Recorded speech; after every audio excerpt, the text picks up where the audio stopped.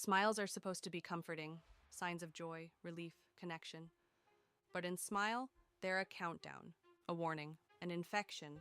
Tonight, we're diving deep into the origins of the demon that stalks this franchise, what it is, how it spreads, and why the movies refuse to give us a neat mythology. By the end, you'll know the creature's rules, its possible history, and the one reason it keeps smiling. This video discusses sensitive topics as portrayed in the movies, including suicide and trauma. A demon with no name. In the first film, Smile from 2022, Rose Cotter witnesses a horrifying, grinning suicide. From that moment, something attaches to her. A presence that mimics people she knows, a force that fractures her reality, and drives her to repeat the cycle in front of a new witness. We keep calling it a demon, but the movie never gives it an official name or precise origin. That's not an oversight, it's intentional. Director Parker Finn has said he didn't want to bog the story down in lore or mythology. Instead, the entity is a shape for something messier and more human, trauma itself. The vagueness lets the horror feel bigger than rules on a page. The rules of the entity. Even though the films avoid origins, the rules are consistent. First transmission.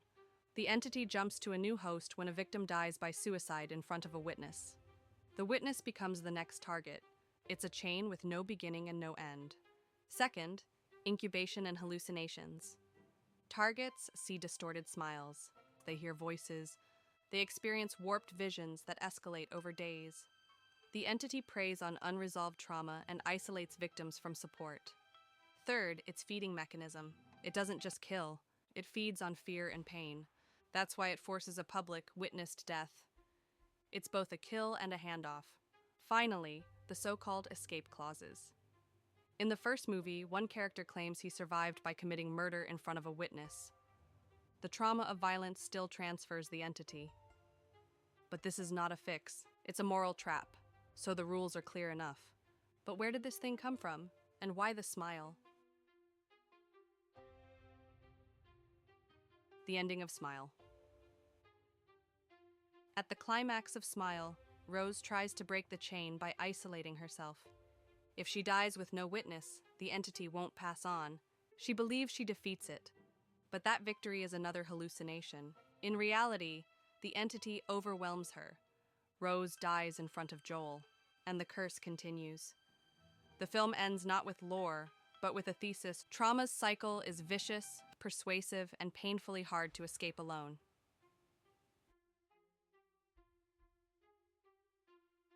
Smile 2, a bigger stage.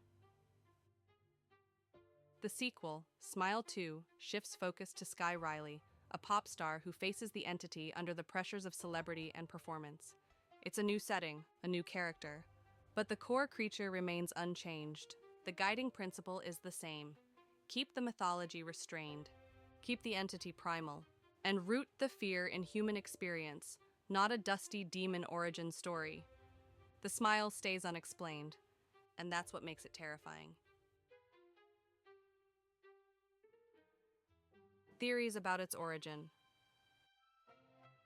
Fans have built three main theories. The first is the folklore curse. In this theory, the entity is an ancient demon or curse that has hopped hosts for centuries. This explains the endless chain and the lack of a first case. But the films avoid artifacts or names you'd expect, if that were true. So the evidence is weak. The second is the psychic parasite. This theory frames it as a metaphysical organism that feeds on fear and trauma. It manipulates hallucinations to tenderize victims, then ensures transfer with a witnessed death. This matches much of what we see on screen, but it still doesn't explain how it began. The third is symbolic trauma. Here, the origin is psychological, not supernatural. The entity is the shape of cyclical trauma. Abuse breeds silence. Silence breeds shame, and shame breeds new trauma. This aligns with the director's intentions. My verdict? The films keep the folklore and parasite theories alive for mystery, while the trauma reading explains why the scares cut so deep. Why the smile? Smiles are social. They disarm us, they make us feel safe, and they hide pain. In these films, the grin is a mask that says, everything's fine, while something is catastrophically wrong. It's the perfect metaphor for hidden trauma, especially in roles like Rose's as a clinician or Sky's as a celebrity. The director has said he designed the monster to balance between a literal creature and the horror of what it represents. That tension is why the final reveal hits so hard. Can the chain be broken? Within the story, no clean solution exists. The so-called murder workaround just creates more harm. It's a dead end. Thematically, the real break would require confronting trauma with support, openness, and help. Exactly what the entity isolates its victims from. That's the engine of the horror. It weaponizes silence. Final word. So where did the smile demon come from? The films don't say, because the ambiguity makes it universal. It's not a tomb to raid. It's not a demon to be named.